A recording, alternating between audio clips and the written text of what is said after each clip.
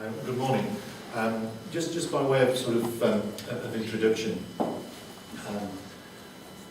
RSM has been established since 2004, and we've had a mainstream rated fund list now for 4 or 5 years, and that's available to any advisory firm within the UK to use, to access, and currently contains 269 funds across all the IMA sectors.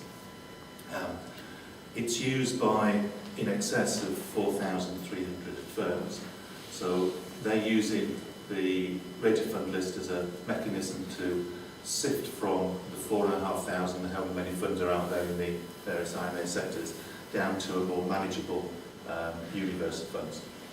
And what was coming through from advisors, and certainly talking with Julia, was a mechanism whereby we could help advisors through a similar process in the SRI space, and that led us to launching the SRI rated fund designation together with the guide and the help that Julia's given us in particular around the SRI stars.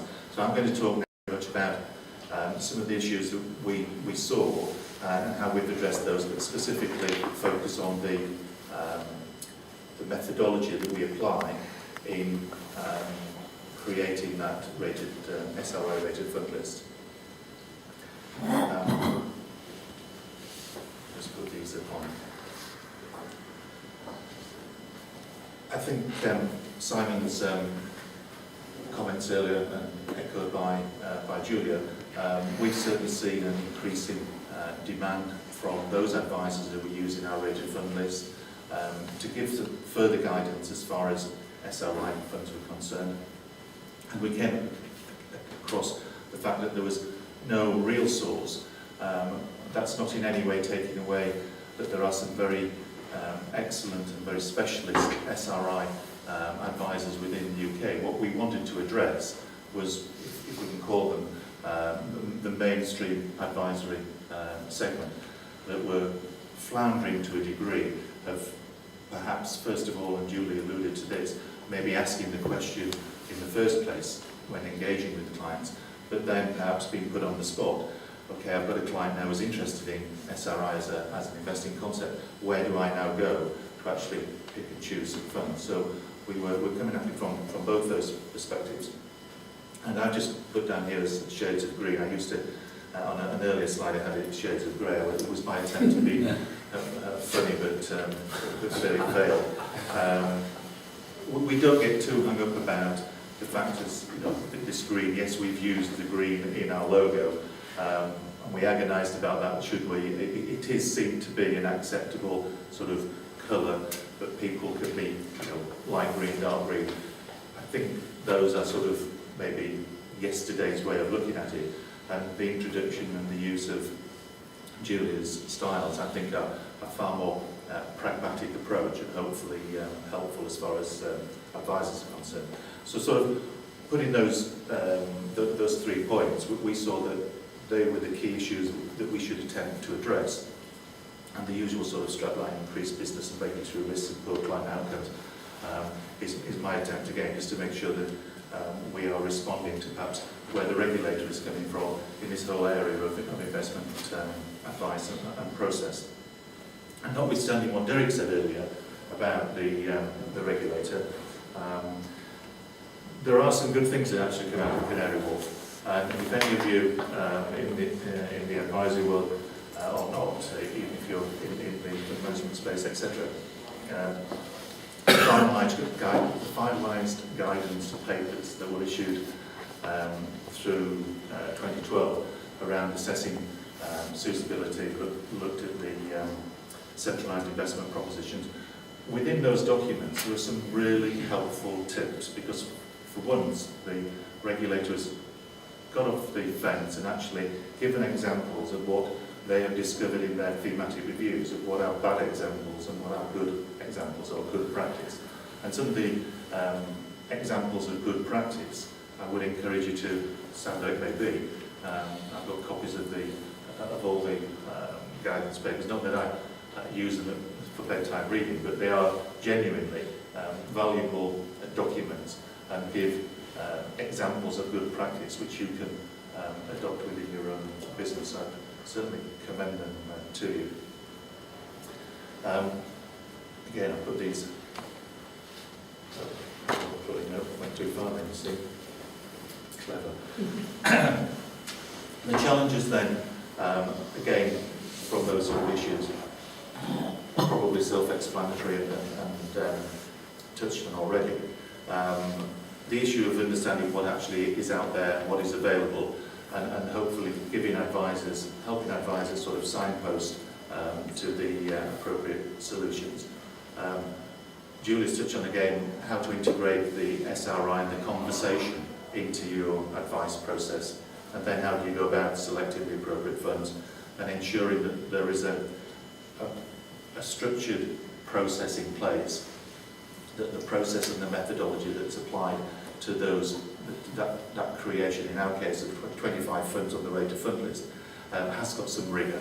There is a documented methodology, so again, you're safe in the knowledge that that is behind your work and your recommendations, just as it is in the other rated funds that we offer.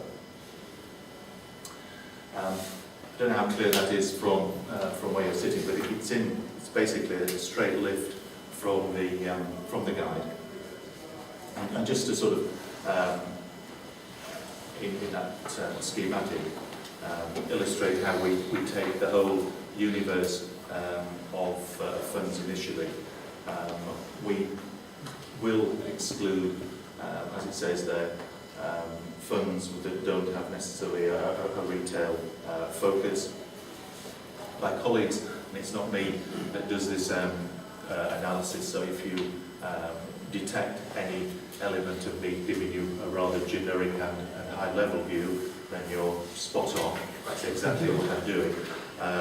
Safe in the knowledge, though, that I've got three colleagues who talk to fund managers, will talk to Peter and his colleagues in applying the qualitative part of our methodology. So we eventually come up with a set of funds that we're confident have got the right performance, have got the right SRI objectives, and overarching, we feel that the team and the process is in place to continue to deliver to those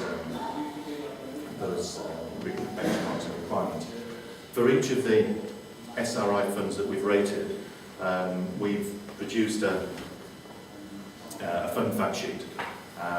Two sides. The first is a little bit about the fund group, about the manager. Just so happens that I picked one that has a certain Peter Michaelis as manager. I'm sure Peter will talk about his funds later. The objective of the fund, the investment process, and the SRI principles, and then we have our comment and opinion. And on the reverse of the fact sheet, there's a straight lift from FE Analytics. We use the analytics tool for all our data performance, but there's a straight lift showing there the performance of that particular fund. So we, again, supporting the 25 funds that are on the rated fund list, aligned to Julia's styles, safe in the knowledge that they've gone through a rigorous methodology to get there, but then providing some words around that, within that fact sheet, that hopefully will help advisors explain to clients or understand themselves sort of what are the SRI focus and principles involved. Excuse me. So that fund list has been created. It's available on our online site together with the supporting fund fact sheets. So we did have a guide to SRI funds that we launched a couple of years back. We've taken that a stage further now in introducing that rated fund list. We don't think there is another list of SRI rated funds available in the marketplace. And again, working with Julia and the SRI stars, we think that that's delivered for use by the mass market advisory firms, something that is way and above what they had previously, but we're not in any way attempting to compete and replace what some of the specialist SRI advisory firms are doing. They have a clear purpose. We're trying to encourage the many thousands of advisors that we deal with, the many thousands of advisors that Derek's got within his community, to recognise that this is a great opportunity. And we're now helping them by signposting them to having far more information, so that they in turn feel far more confident and competent to have the discussion and then have a source of information. As I mentioned to you before, the fund methodology is all documented. There's the SRI list, the matrix and the fact sheets. So hopefully that's now allowing advisors to be better informed, and hopefully that delivers improved client outcomes.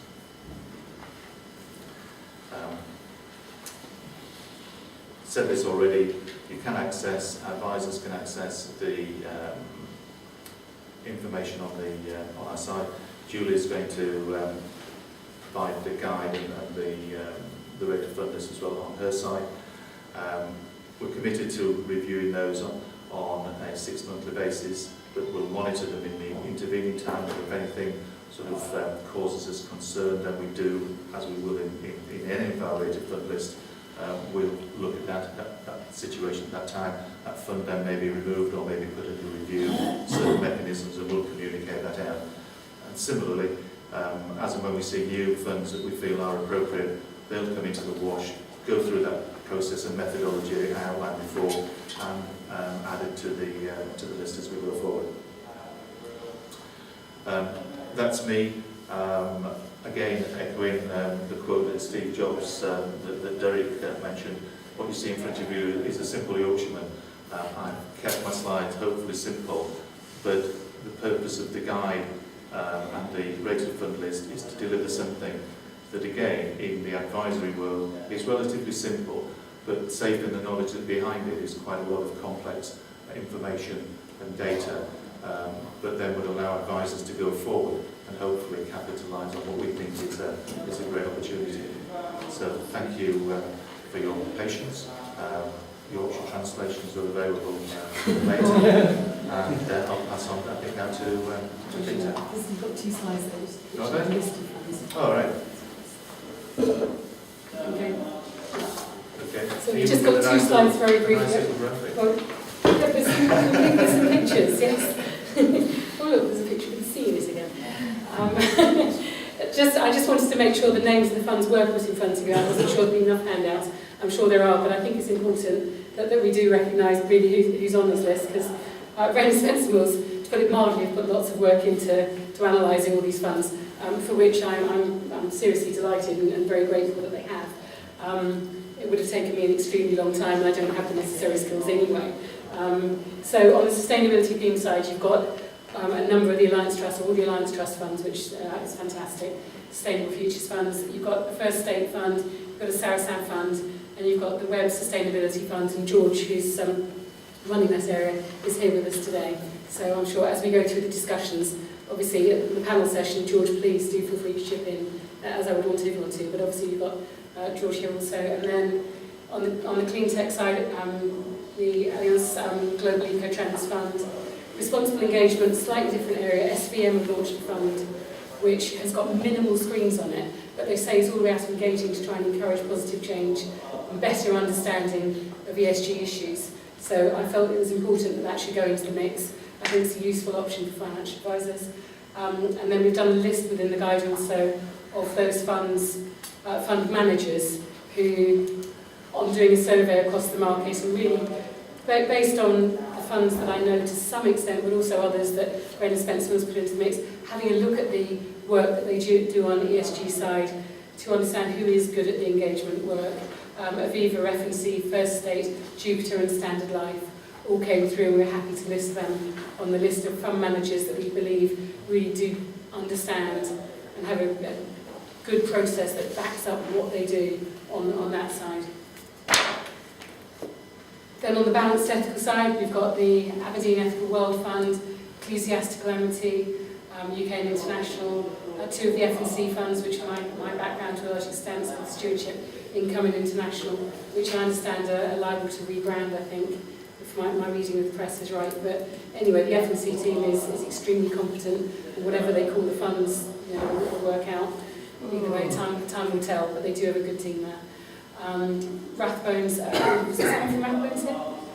Rathbones, sorry, yes, over there. So again, please chip into the conversation as we're going through. Royal London Ethical Bond, again, changes there, but Ethical Bond Fund, then environmental, we've got Jupiter Ecology, and Schroders Global Climate Change Fund. Quite different funds, but both good for people who are interested in that area over and above other things.